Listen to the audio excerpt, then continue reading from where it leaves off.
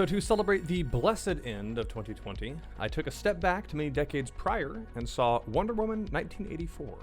Directed by Patty Jenkins and starring Gal Gadot, Pedro Pascal, Kristen Wiig, Chris Pine, and an actor going by the stage name Green Screen.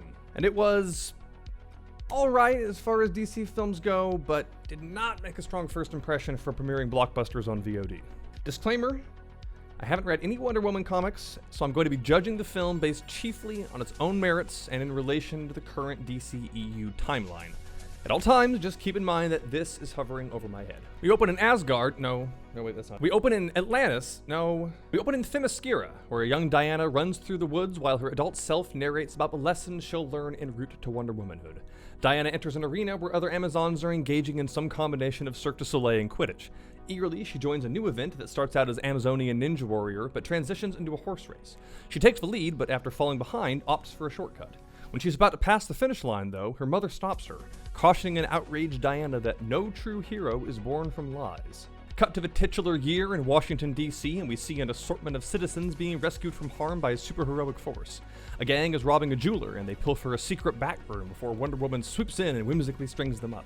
It seems Diana is known as a mysterious female savior throughout the city, despite not crime-fighting in disguise. Back at her apartment, though, photos of Steve Trevor hint that she still hangs on to her past. We then see geeky gemologist Barbara Minerva power-walking to work at the Smithsonian, where she bumps into fellow scientist Diana Prince.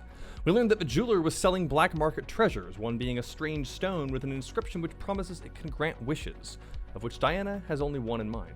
Diana and Barb catch lunch, and the latter confesses her envy of the former. That night, Barb clutches the stone herself, and wishes to be just like her new friend.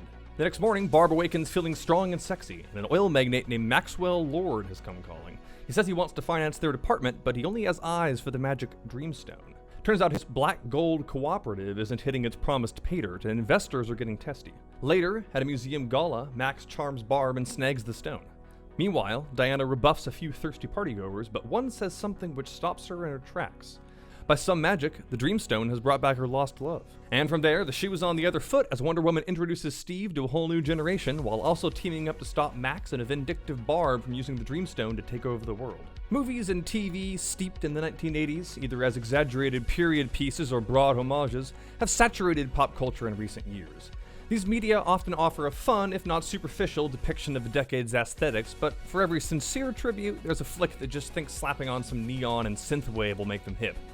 Wonder Woman 1984 occupies the middle of the spectrum.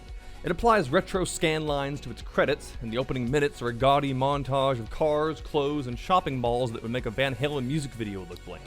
However, the overall production design is competent, and the story justifies its setting for both drama and comedy. The Cold War plays a critical part, and I got some laughs out of Steve acclimating to the 80s, such as when he calls a futon a strange pillow bed with slats, or flinches away from a breakdancer. Also, it's a smart way to avoid questions about why other superheroes aren't involved, which even Marvel movies struggle with. Outside its Technicolor DC, though, the settings are a mixed bag. Themyscira is a dazzling Mediterranean paradise with some memorable architectural flourishes to denote the Amazon's ancient, isolated society.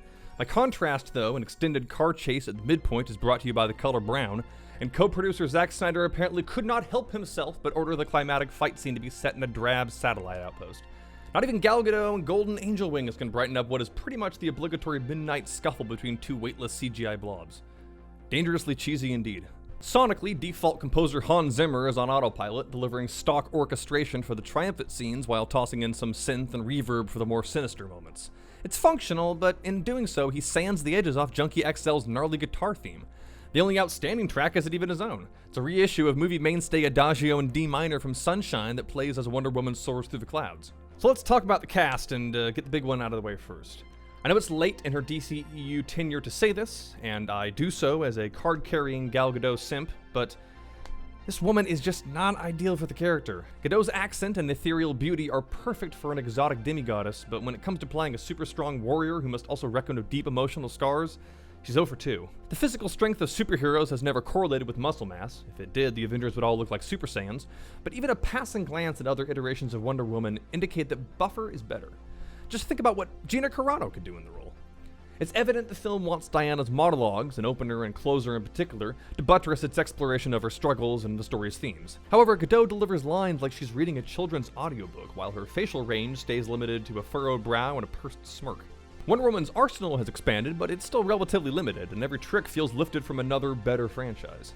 The superheroine swings from overhanging objects and disarms baddies with her lasso in a manner traced right out of Spider-Man. The moves aim for gracefulness, but usually land on goofiness. Likewise, her throwable tiara is basically a combination of Captain America's shield and a batarang. Lastly, there's the classic invisible plane, which is either a great or a non-existent special effect depending on how you look at it. Sadly, the vehicle's screen time is short-lived and half-assed.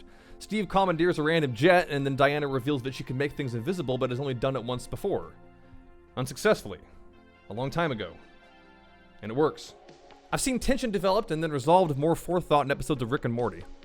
Also, Wonder Woman later belatedly fulfills her desire to fly apropos of sheer willpower, I guess, thus rendering any need for such transportation in the future moot. Kristen Wiig is colorful but forgettable as the second-tier villain, fulfilling the inescapable cliche of drab to fab in general and the beleaguered, envious nerd with a heel turn in specific. Say what you will about Jim Carrey as the Riddler, but he was riffing up a storm. Here, every line of awkward dialogue feels as calculated as a Coen Brothers screenplay without any of the depth. The story almost uses her to explore the dark side of confidence, like when Barb beats the crap out of a street harasser, but any reasons why she's a nervous wreck to begin with are too scarcely addressed to make the transition impactful. Barb's one normal friend is a homeless guy who shows up for 2 scenes and disappears. It's almost ambiguous why she even becomes Cheetah. She likes animal print clothes, sure, but the transformation happens off screen and seemingly breaks the one wish per customer rule of the Dreamstone. Better effects than Cats, at least. The best developed character, and really the best part of the movie, is Pedro Pascal as Maxwell Lord. Pascal's been on a well-earned hot streak for the last few years in both hero and villain seats. Here, he toes that line as a snazzy, slimy businessman who wants to seem like everyone's best friend while hiding a desperate lust for power just under the skin. He's a crude oil salesman, but also a snake oil one, preying on the American dream with a wink and a catchphrase. Life is good, but it can be better. The reveal that his business is a sham run out of vacant office space is a neat twist which shifts our perception of Max from generic moneybags antagonist to a more nuanced class of crook. A vain, flashy con man with a self-aggrandizing surname who masks his failing ventures with a TV personality brand, cheating his way to prestige and weaponizing the dissatisfaction of everyday people to take over the White House. Inasmuch as Donnie rose to stardom during the 80s, this further justifies the period setting and teases a story that could really interrogate Reaganomics and runaway capitalism. Unsurprisingly, though, the film walks wide around politics in favor of a generic all that glitters is not gold moral that won't soil the nostalgia. Also, if the commander-in-chief that we see is meant to be the Gipper, it's the worst presidential casting since... well, take your pick from The Butler. But no matter who's talking, at 2.5 hours, this movie is just too damn long. Whether emboldened by the impending Snyder Cut or just Wonder Woman's box office, numerous sequences, such as the opening Amazon race and the date between Diana and her fish-out-of-water beau, sag like not a second was snipped in editing. The latter ostensibly draws out to foster empathy for Diana. But when Steve does little else but fly a plane and throw some punches, then disappears for good off-screen, it feels like all runaway and no takeoff. A lot of male-led films have female companions who just stand around looking pretty, so I suppose the role reversal is justified? This is a script with a MacGuffin called the Dreamstone and an omnipotent bad guy called Max Lord, titles that make Avatar's unobtainium and the protagonist in Tenet sound like genius symbolism. That there's gods who can imbue objects with the power of abstract vices and virtues is a cool metaphysical idea, but ultimately just as nebulous. The history of the stone and the gods who made it, how Max knows about it and how to use it, it's all either lampshaded with asides about the power of truth or laid out in exposition dumps so big you can barely hear the dialogue over the beep of a flatbed truck. This is a movie where an enormous wall magically appears around Cairo, and it is a largely inconsequential development. A convoluted touch is that Steve doesn't come back physically, but rather his soul or consciousness or whatever possesses the body of some random guy who looks like an extra from Greece. Some critics have said that this means a Wonder Woman sexually assaults a stranger, but that's a disingenuous reading. The mind in control here is consenting. Still, this setup is needlessly complicated. In source code, the body swap can be attributed to a wonky computer simulation, and in Days of Future Past, Wolverine is just re-entering his old body, but here? When we're seeing Chris Pine, it's actually some other dude that Diana just either literally sees as him, or we're just taking on her subjective perspective. Why not just have him magically reconstitute in his own form? It wouldn't be the most implausible wish granted by the Dreamstone. Steve conveniently remembers nothing since the previous movie anyway, and is taking things pretty well compared to another soldier named Steve who unexpectedly traveled over half a century into the future. Likewise, the power of the Dreamstone seems to be conjured out of thin air as much as the wishes it manifests. Sometimes its effects are silent, while others come with a gust of wind and some sound effects. Some are instant and immediately apparent, while others happen overnight or at a considerable distance. There's a wonderfully uncomfortable, almost body-horrific quality to Max falling under the Dreamstone's thrall, as he bleeds from orifices and gasps for new wishes with such fervor that you'd expect Requiem for a tower to kick in. However, is granting the wishes itself actually addictive, or is he just drunk on power? Does he ever actually believe in his get-rich-quick sermon, or is it always just a means to a selfish end? And isn't getting whatever he wants from a wisher blatantly circumventing the no infinite wishes standard? The monkey's paw gets a nod, but it's arbitrary when wishes will backfire on the recipient as opposed to Max. I guess the downside of Diana's is that Steve is barbing another man's body, but that never gets brought up again, so why should we care? Diana's experience of loss involves one ex-boyfriend, and Max Lord's semi-tragic backstory isn't explicitly shown on screen until the closing minutes. When how the villain does his dirty deeds isn't spelled out and only impacts the hero indirectly, it's hard to care about the why. Patience, courage, virtue. The story tries to weave fortune cookie inspiration into some unified theory of honesty, but the closest it comes is some weird intersection of don't cheat and learn to let some things go. Nothing good is born from lies, Diana warns Max, but things they wish for aren't lies? Like, they're real, they're not hallucinations, they're just supernaturally inconvenient. There's nothing wrong with a universalist message, certainly not one which is trying to be heartwarming, but when you actually try to pick up what Wonder Woman 84 is putting down, it turns into motivational soup. Okay, stray thoughts. Diana has a photo of her at some place called Trevor Ranch, which, yes please, the film at least partly fixes a flaw of its predecessor.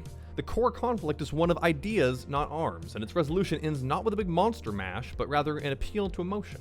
And yet it can't stick the landing. Diana doesn't just convince Max to lay down his mental arms, rather he runs off of seemingly his own volition after hearing his son cry out for him with poorly defined telepathy. Then Diana implausibly convinces millions of people to just stop wanting the thing that they want the most, simultaneously. Somehow everybody knows to say, I renounce my wish to undo the effects of a Dreamstone. It's a sappy deus ex machina founded on false equivalency. Wanting a loved one to come back from the dead is not on the same ethical level as the United States wanting more nukes. One of the crooks of a jewel heist takes a kid hostage and dangles her off the balcony, which is a throwback I could have done without. Diana also owns a copy of The Natural History of the Gorilla, so I can only assume that this gentleman will be making an appearance in Wonder Woman 3. Kristen Wiig plays the second frumpy Barbara in an 80s throwback, and the transformation into Cheetah is preceded by her wishing to be an apex predator, proving there really is no superhero movie that DC won't rip off. I'm an apex predator. The centerpiece of the film is an Uncharted-esque battle through an armed convoy, and while it's got some nice action, it culminates with Wonder Woman non-verbally instructing Steve to fire an RPG, which she lassos onto in order to scoop up some kids playing in the road. Who was watching these children? How did they not hear the commotion?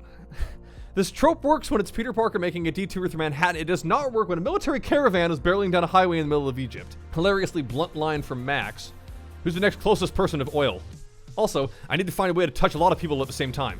Max unleashes his masterstroke by using a secret broadcast program that the president just happened to be looking at a slideshow of when he strolled into the Oval Office, and which somehow fits the Dreamstone standard for touching people when you speak through it. We get some good footage of wishes gone wrong all around the world during the climax, although speaking of standing in Jim Carrey's shadow, I think Bruce Almighty did it better. One wish that gets granted is Irish people being kicked out of England, which I believe is the first invocation of the Troubles in a superhero film. Wonder Woman angry running and then lassoing onto an airplane at cruising altitude is hilarious. Diana literally rides the lightning at one point. You will believe a woman can fly, but are you telling me that you couldn't also rip off Thor Ragnarok and license Thunderstruck? The guy who plays Max's dad in a flashback looked like the Wishmaster, and I'm almost positive it wasn't, but I don't want to check because that'd just be inspired casting since Max is basically a genie. We do get a holiday scene at the end, so it wasn't a total waste to release this on Christmas. And that post-credit scene was nice. Overall, I'd give this film a 4.5 out of 10. I had hoped that it would dial back the grimdark, destruction-filled finale of its predecessor, and well, if I learned one thing, it's be careful what you wish for. It's colorful, it's full of excitement, and Gal Gadot is a vision and a half, slim build notwithstanding. However, while it deserves credit for foregrounding a moral and not just a physical conflict, the way it chooses to frame that conflict is so childishly broad that it might as well not even bother. Too many scenes take too long to say too little, and for every badass moment, there's another one which is memorable, or should I say memeable, for all the wrong reasons. It flirts with commenting on 80s excess, but ultimately just uses the decade for kitschy set dressing. Its heart is in the right place, but it's got an arrhythmia. Now, if you're one of the lucky folks whose local government is letting them see movies in theaters still, you know the drill. Mask up, wash up, and keep that multi-seat buffer. As for Washingtonian me, I talked a moderately sized game about catching this film at a drive-in, but when the chips were down, I elected for dinner and a show at home. Seeing a big Hollywood superhero movie on a relatively small TV screen this close to its release was a little comic bookish in its own right. I felt like I'd time traveled months into the future to see the home video debut, or that I was Elvis himself, commandeering an entire theater to play and replay the latest movies at my leisure. In an effort to preserve the experience, however, I never paused the film, and I only rarely glanced at my phone. In hindsight, it was a smart call, saving both time and money, but will I feel the same next time, with a film I know I'm gonna love or want to experience on the silver screen regardless? HBO Max has positioned itself as the home box office like never before, so it'll be interesting to see if and how this brave new world of distribution shakes up cinema. Come what may though, I'll be here. 1984 might be a past that we gotta let go of, but 2021 is here to give us a chance to start anew.